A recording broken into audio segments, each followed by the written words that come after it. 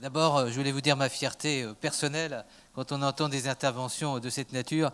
Quand je disais en introduction que ce sont nos piliers à l'espace éthique, ce sont nos jeunes piliers, et ça nous permet de penser l'avenir de l'espace éthique d'une manière extrêmement optimiste. Puis également de montrer à quel point notre espace éthique et c'est notre nouvelle ambition en tant qu'espace éthique régional est un véritable atelier de création éthique.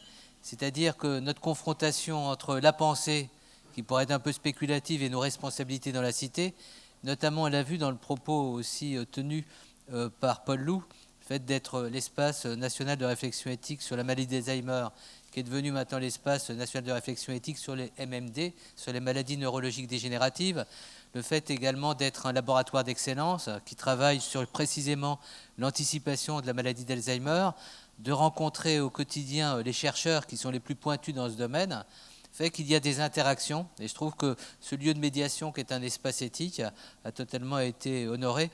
Alors tout dans un instant, on vous entendra Marie-Yvonne Yazid, vous allez nous apporter d'autres perspectives. C'est ça un peu l'intelligence, et j'allais dire le génie des 10 heures de l'éthique, et à de permettre des points de vue. Mais je pense que sur l'essentiel, c'est-à-dire sur les valeurs qui vont être mobilisées tout au cours de cette journée, du fait de la qualité et puis des engagements des personnalités qu'on a sollicitées, chacun s'y retrouvera, il y aura une véritable continuité dans le cheminement. Voilà, en tous les cas, merci à vous deux. Alors, on va faire comme on s'est proposé, ensuite tu prendras le relais, puisque c'est toi, maître de cérémonie, qui a organisé avec beaucoup de talent cette réunion. On va prendre quelques réactions, n'hésitez pas. Qui veut intervenir, n'hésitez pas. Et puis je dis aux parenthèses, pour les personnes qui viendront, vous pouvez vous installer devant, et puis aussi sur la mezzanine. Un espace est un lieu de liberté, et là vous avez remarqué qu'on est servi, parce que je trouve que la Bellevilloise est un lieu enchanteur. Voilà. Vous pouvez aussi prendre des cafés, des jus d'orange. On vous remercie de tenir cette intendance-là. Qui veut intervenir, qui souhaite intervenir d'emblée? Pardon. Alors, rien ne vous empêchera par la suite de reprendre la parole. On a toujours des gens un petit peu timides et timorés au départ, qui peuvent prendre le courage de l'engagement éthique. Alors moi, je me permettrai, puisque où on a, je vais demander à où on pose une ou deux questions, je peux éventuellement faire le questionneur, où on considère qu'on va comme ça respecter les horaires. Ou... D'accord, mais je peux quand même me permettre une question. Oui. Donc on a vu dans le propos de Léo deux philosophes finalement confronter deux points de vue. D'un point de vue personnel, Bloch, quand on lit ce gros livre, effectivement, qui est paru chez Gallimard, Le principe espérance, et quand on lit le livre d'Ange Jonas, qui est au CERF, qui est Le principe responsabilité, on voit deux approches.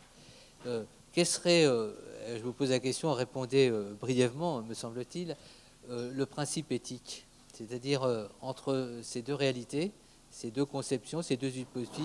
On sait qu'il y a urgence aujourd'hui à implanter dans la cité un questionnement, que ce questionnement doit être à la fois éthique et politique.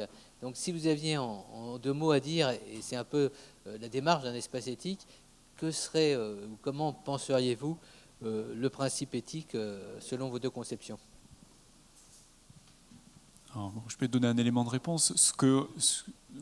Précisément ce que l'on essaye de promouvoir comme principe qui pourrait structurer une éthique de l'anticipation, puisque effectivement chaque éthique du futur est structurée par un principe. L'éthique du futur de Jonas est structurée par le principe de responsabilité, qui est finalement une modalité de rapport que l'on a avec le futur. L'éthique du futur de Bloch est structurée par le principe espérance. L'éthique de l'anticipation que l'on essaye de développer, qui n'est pas précisément une éthique du futur, comme je le disais, mais une éthique de nos actions à propos du futur. C'est quand même différent. Pas vraiment, je ne peux pas vraiment développer cette différence-là, ici en tout cas. En tout cas, cette éthique de l'anticipation, on propose qu'elle soit structurée autour du principe de l'espérance responsable, qui serait finalement un principe éthique qui prendrait le meilleur du principe de responsabilité, en lui ôtant sa suffisance idéologique, le meilleur du principe espérance, en lui ôtant sa suffisance idéologique, et en essayant effectivement d'à la fois d'être ancré dans le présent et d'être conscient de notre responsabilité, à la fois de pouvoir se donner la possibilité d'imaginer des images de souhaits qui puissent tout de même ouvrir des possibilités, parce que la responsabilité, quand elle est trop ancrée dans la matérialité, finalement, peut être aussi une forme de fatalisme ou de déterminisme des conditions du présent. Voilà. Donc le principe éthique reste à développer. Pour l'instant, ce ne sont que des propositions.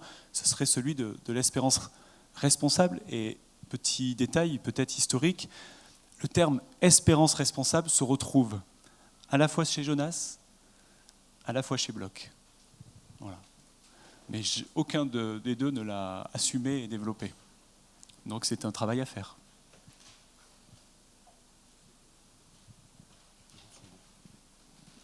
On conclura d'abord en vous remerciant tous deux de ces réflexions qui vont nous pousser, j'imagine, assez loin. Puis pour nos étudiants, puisqu'on a aussi des étudiants ici dans la salle, je trouve que ce qui était intéressant dans ces premières interventions, c'est l'art de la dialectique, c'est-à-dire de cet exposé structuré qui peut donner aux gens qui sont un petit peu éperdus dans la rédaction de leur mémoire une idée de comment on structure une pensée éthique. Vous voyez, j'ai été impressionné, on part d'un texte, il y a des développements et quelquefois inattendus. Et comment, notamment Paul Loos, sur la question de la maladie d'Alzheimer, nous a surpris. Et je pense que l'éthique, c'est aussi être surpris et puis oser un certain nombre de digressions, une pensée qui est une pensée un petit peu vagabonde, qui nous permet, avec beaucoup de liberté, de poser d'une manière responsable un certain nombre de questionnements. Voilà, je vais donner la parole à Paul Loos maintenant, qui va prendre la continuité de la présentation.